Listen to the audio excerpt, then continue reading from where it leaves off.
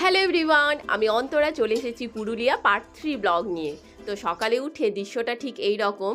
আর আজকে ওয়েদার ভীষণ ভালো আর একটু ঠান্ডাও আছে গতকালের তুলনায়, বেশ ভালোই লাগছে। তো আজকে আমাদের ট্যুর প্ল্যানে আছে খয়রাবাড়া ড্যাম, মুখোশগ্রাম আর পাখি পাহাড়।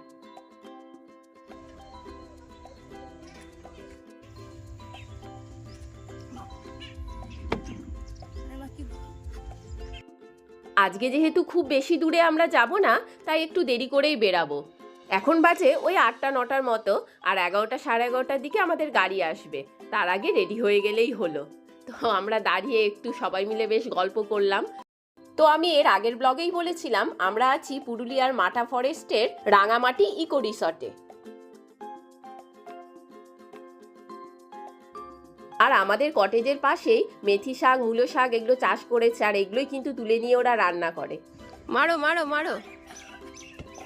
আরে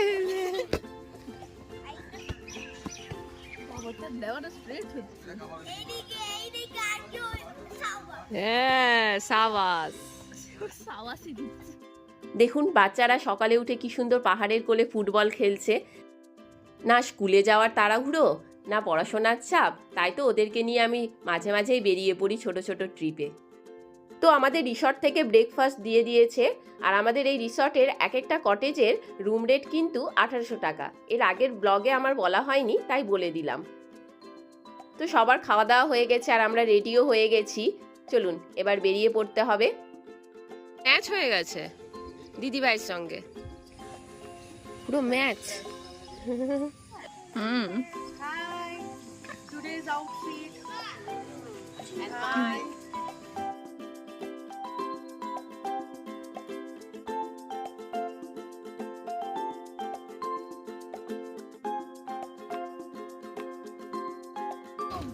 Hi. Day 2. Day 2 নয়, day 3.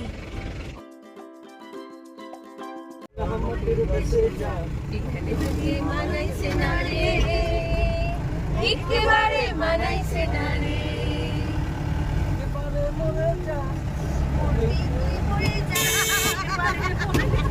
একটু বসে দুপানা চাই রে, গরম চাই চুমুক দি। আমি খবরের কাগজ নিয়ে বসে পাতা উল্টাই রে, করে ছুটতে গিয়ে দরজা খুলি, দারোয়ান দাঁড়াই এসে তোমার দেখা নাই, তোমার দেখা নাই রে, তোমার দেখা নাই, তোমার দেখা নাই রে, তোমার দেখা নাই। ছোটে রাস্তার মোড়ে সাইডে মিস করা দোকানিরা দেয় ঘড়িতে দাম, কালো কালো ধোঁয়া চলে যাওয়া, এরপর ভীষণ নদী খোঁজে নদী অবসরে ঘিরে আকাশে দীর্ঘদিন। হাজার কবিতা বেকার সবিতা, হাজার কবিতা বেকার সবিতা, তার কথা কেউ বলে না। সে প্রথম প্রেম আমার লীলাঞ্জনা, সে প্রথম প্রেম আমার লীলাঞ্জনা।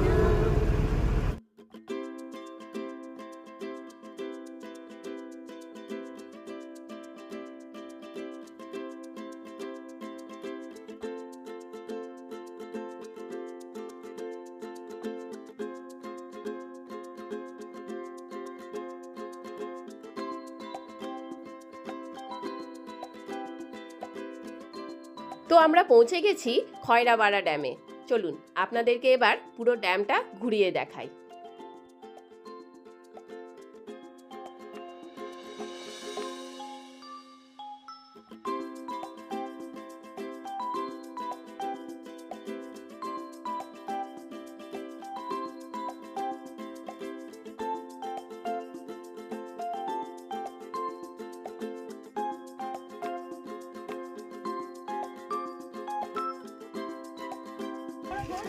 দারুন দারুন, হোয়াট আ ভিউ।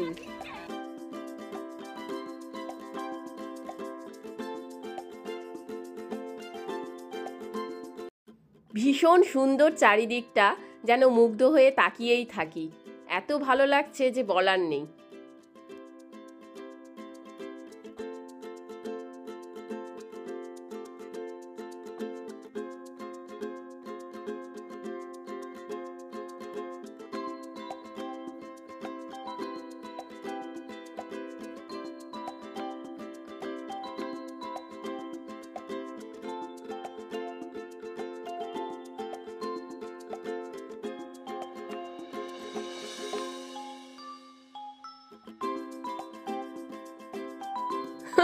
আর এদিকে একটা কাণ্ড হয়েছে, সমু, অসীমদা আর মিঠুনদা তিনটে বাচ্চাকে নিয়ে কোথায় যে চলে গেছে পাহাড়ের জঙ্গলে। ওপরের দিকে ওদেরকে যেতে দেখছিলাম এই পাশে, আর দেখতে পাচ্ছি না।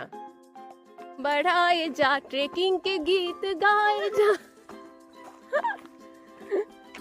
আমরা ট্রেকিং করছি, ট্রেকিং। सांस फूल गया। না মুখোশ জামা তা ওঠোটে সে নেই আজকে একটু উঠবে। ওয়াও ওয়াও ওরে মারে, ওরে বাবারে, ফেটে যাচ্ছে। দারুণ জায়গা করছি তো, ফেটে যাচ্ছে। না কি করে উঠলো কি করে? ওরে আর কত দূর? ও মা, আমার পায়ে লেগেছে। আস্তে আস্তে, ওই বন্য জন্তু চলে আসবে না তো? আমি আর যাচ্ছি না। আরে আরে এইটুকুনি চলে আসো। এবার প্লেন রাস্তা। বুঝতেই পারছিলাম না কোন দিকে যাব। একবার তো মনে হলো ওপরে ওঠাটা ঠিক হবে না, কারণ কাউকেই দেখতে পাচ্ছি না, আর বাচ্চাগুলোর কোনো ভয়েসও শুনতে পাচ্ছি না আমরা ডাকছি। তো এত ভয়ও করছিল। আমরা দূর থেকে যে পাহাড়গুলো দেখতে পাই জঙ্গলে ভরা, আর সেই জঙ্গলের মধ্যে দিয়ে আমরা যখন হাঁটছি, মানে রীতিমতো গা ছমছমে একটা ব্যাপার হচ্ছিল।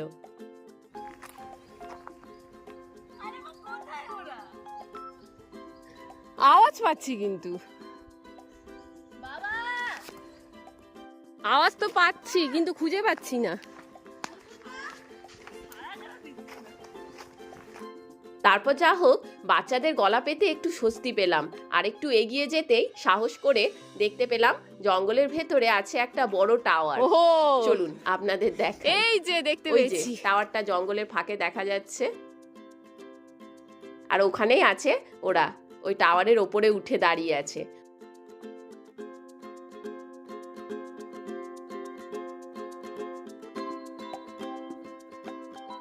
ছোটখাটো ট্রেকিং হয়ে গেল।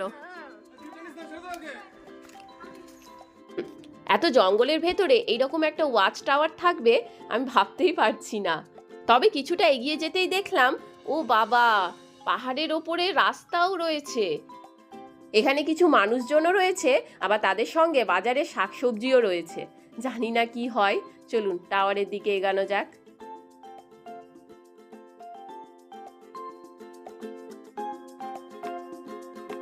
আর এই টাওয়ারের ওপর থেকে এত সুন্দর লাগছে চারিদিকটা দেখতে যে বলার নেই। তবে টাওয়ারের ওপরে উঠতে প্রায় মাথা ঘুরে যাওয়ার জোগাড়, কারণ সিঁড়িগুলো ঘুরপাক খেয়ে টাওয়ারের গা বেয়ে উঠছে, আর সেই সিঁড়ি দিয়ে উঠতে গিয়ে আমারও যেন মাথা ঘুরে গেল। তোমরা এত টপে চলে এসেছো, আমরা তো হাফ রাস্তায় ভাবছিলাম চলে যাবো, এত টপে চলে এসেছি। জঙ্গলের ভিতর থেকে ওয়াচ টাওয়ার দেখা যাচ্ছে বলে তারপর নিয়ে আসলাম। হাফ রাস্তা থেকে আমরা ব্যাক করে যেতাম। আর জোর গলার ভয়েস পাচ্ছি, আর কারো পাইনি।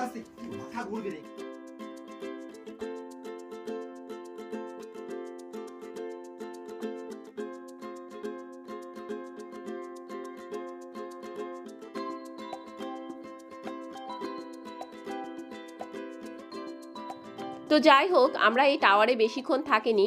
তারপরে আমরা চলে গেলাম ড্যামের কাছে, সেখানেই সবাই আছে। বর্ষাকালে এই ড্যামটা যখন ভর্তি হয়ে যায়, এই এদিক দিয়ে মনে হয় জলটা বেরিয়ে যায়।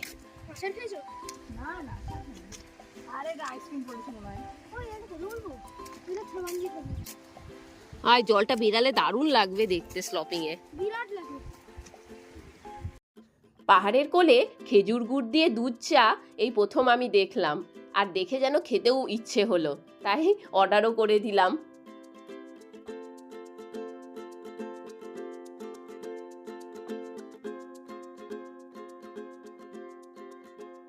অসাধারণ ছিল খেতে, চাটা দারুণ ছিল।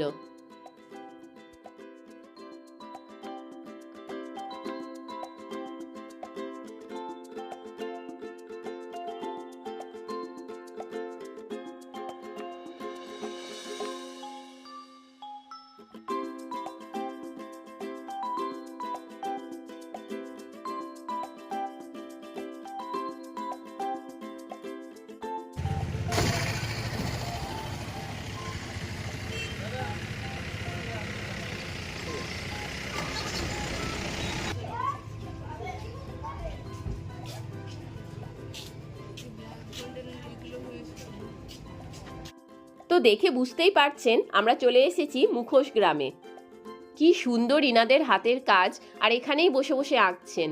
আমি তো দেখছিলাম কিভাবে আঁকছেন, খুব সুন্দর লাগছিল, আর প্রত্যেকটা আঁকাই আমার ভালো লেগেছে।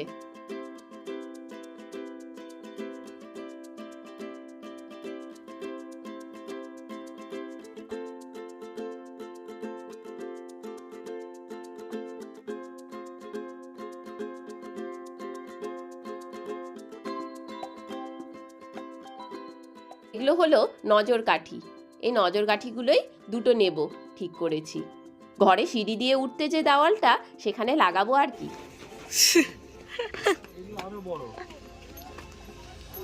আরো বড় সেমই তো। এটা দেখতে সুন্দর হয়েছে। আমার এই ছোটটাই ভালো লাগে। এটা দেখো আর এই মুখোশগুলো তৈরি হয় নরম কাগজ, কাপড়, আঠা, কাদা, এইসব মেটেরিয়াল দিয়েই আর কি।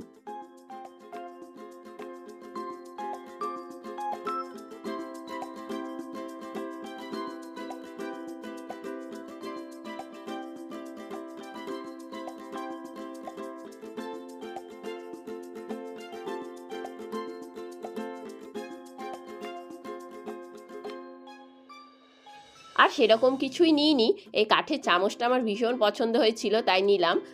আর নিয়ে নিলাম এই কালারিং চুড়িগুলো, বেশ সুন্দর লাগছিল, সরস্বতী পুজোতে শাড়ির সঙ্গে পরা যাবে। মুখোশ গ্রাম থেকে আমাদের রিসর্ট খুব বেশি দূর নয়, তাই আমরা চলে এসেছি লাঞ্চ করতে। একটু লাঞ্চ ব্রেক নিয়ে নিলাম, তারপরে আবার আমরা যাব পাখি পাহাড় ঘুরতে।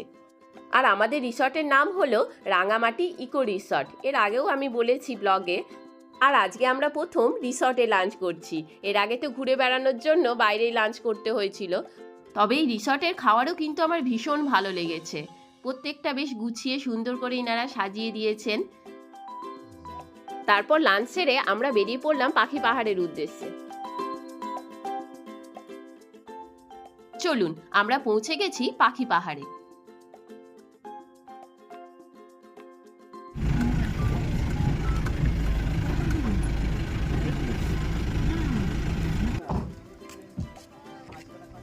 পাখি পাহাড়, বাবা।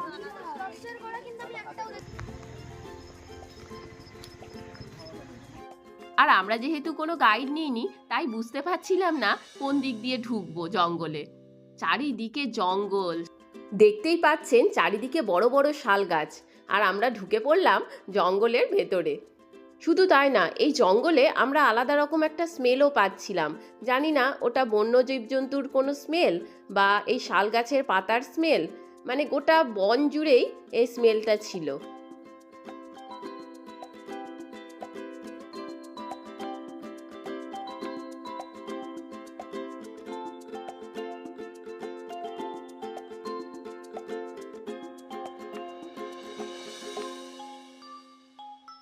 এই পাহাড়ের নাম পাখি পাহাড় হওয়ার একমাত্র কারণ, এখানে পাথরগুলো কেটে এইভাবে পাখির চিত্র তৈরি করা হয়েছে। এখানে অনেকগুলো পাখি।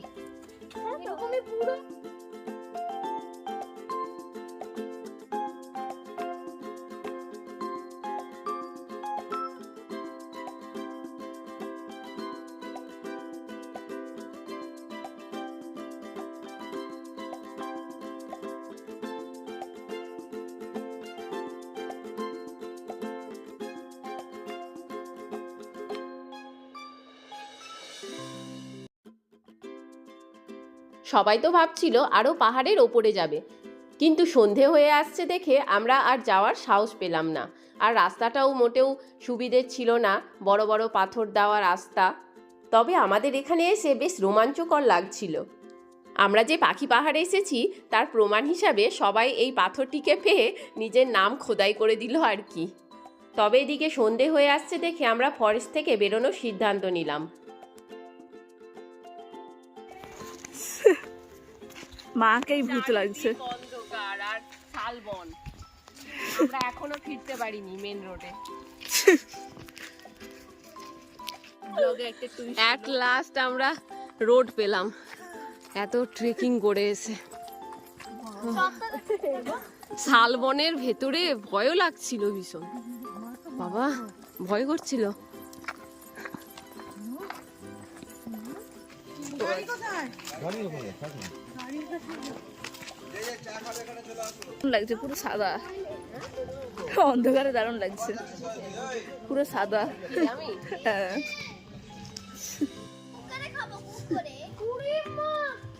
এখন একটু টি ব্রেক, তারপরে আমরা চলে যাব রিসর্টে। ফরেস্ট থেকে বেরিয়ে আমরা নিয়ে নিলাম একটু টি ব্রেক, তারপরে আমরা আবার বেরিয়ে পড়ব আমাদের রিসর্টের উদ্দেশ্যে। শালবনে একটা গাড়ি দাঁড়িয়ে আছে, আর সেই গাড়িটা আমাদের। রাস্তা দেখতে পাচ্ছ? কিচ্ছু দেখা যাচ্ছে না, চারিদিক অন্ধকার। আর স্ট্রিট লাইট, কি ভয়ঙ্কর লাগছে। আরে স্ট্রিট লাইট তো থাকবে না না। চলো এবারে কে ঢুকবে এবারে জঙ্গলে? তো আমার এই ব্লগটি আপনাদের কেমন লাগলো অবশ্যই কমেন্ট করে জানাবেন। ভালো লাগলে একটা লাইক দেবেন। তাহলে আজকের ব্লগটা এখানেই শেষ করছি। সবাই ভালো থাকবেন, বাই বাই, টাটা।